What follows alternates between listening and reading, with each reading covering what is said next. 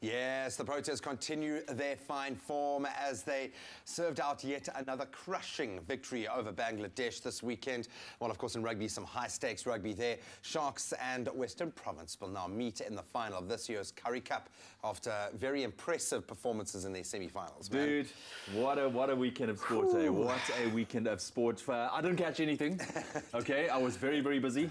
Family time, you know, that kind of stuff. But that's why we have a Graham, and he's in studio, and he brings us the sport. What's happening, brother? I loved it because this was the first weekend that I've had kind of off to be able to sit with my little man. I've got this image in my head of his profile watching the TV in front of me as we watch all of the rugby and the cricket. Sitting still? He's loving it, Bree. I think he just likes the green, to be quite honest. But I think that he loves the sport. But we were served up some amazing results from a South African perspective. When we turn to the cricket, of course, another crushing defeat, 200-run victory over Bangladesh.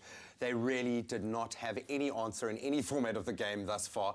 Faf du Plessis, unfortunately, had to retire injured just before getting his century, which is probably the biggest thing to come out of this. But some massive scores coming through. And I think Quinton de Kock reinforced his position as one of the best batsmen in the world. And I think he'll climb up to that #1 spot pretty soon. But, of course, AB de Villiers is back there with his 176 knock in the previous game. But I think our solid start that we are able to provide with the opening partnerships, in this case, Temba Bavuma coming in for Hashim Amla, Hash getting a bit of a rest.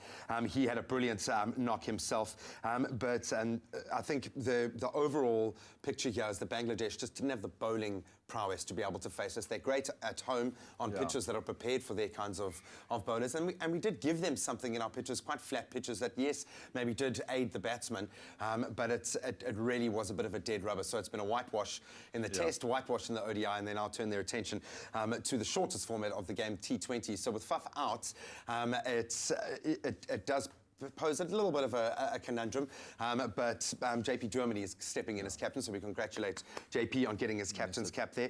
So South Africa retained the #1 spot in the ODI rankings. Yeah, but I mean, they are actually, they're playing phenomenally at the moment as well. They're playing as a unit, they're playing very, very well, and they're just on top form, which is amazing. Yeah, man, a great balance in the side as well. Aiden Markham coming in as well, getting a great knock, over 60 runs there, getting 2 wickets as well. So great balance in that side.